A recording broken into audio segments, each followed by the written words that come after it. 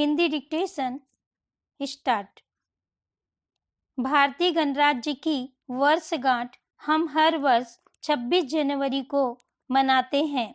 इस शुभ अवसर पर हम अपने देशवासियों का अभिनंदन करते हैं, चाहे वह देश में रह रहे हो अथवा विदेशों में।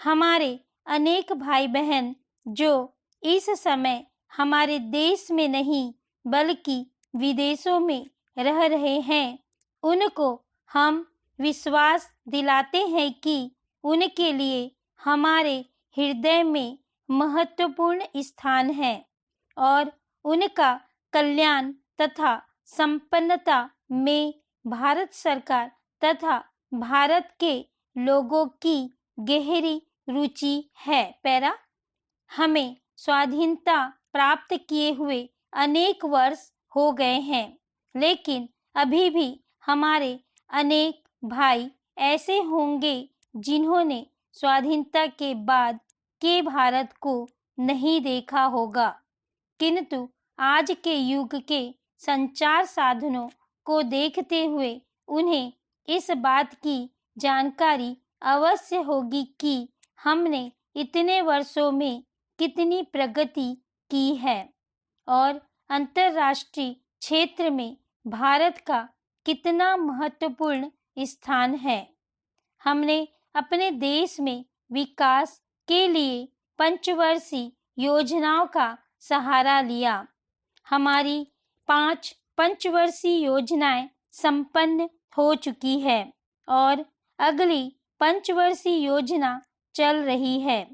इन योजनाओं के अंतर्गत हमने राष्ट्र निर्माण के जो लक्ष्य निर्धारित किए थे वे सभी प्राप्त कर लिए गए हैं।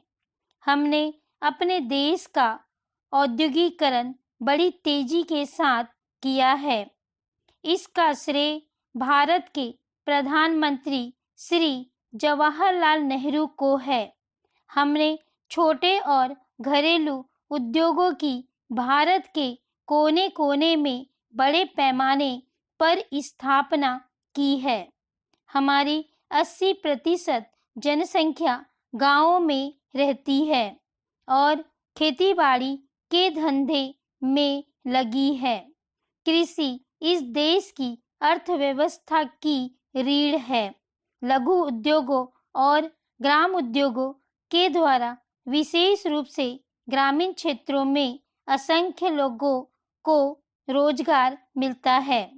अतः हाथकरघा उद्योग, लघु उद्योग, कुटीर उद्योग हमारे गांवों तक फैले हुए हैं।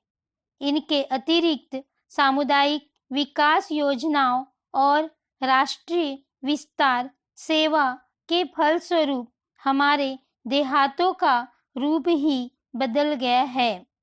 खेती, शिक्षा, स्वास्थ्य, सफाई, यातायात, ग्राम विद्युतीकरण के क्षेत्रों में हमने उल्लेखनीय प्रगति की है। पैरा, संयुक्त राष्ट्र संघ और उसके बाहर के क्षेत्र में भी भारत ने अहिंसा और शांतिपूर्ण सहअस्तित्व के सिद्धांत का प्रचार और प्रसार किया। वसुधैव कुटुंबकम एवं पंचशील के सिद्धांत को विश्व के अनेक देश मानने लगे।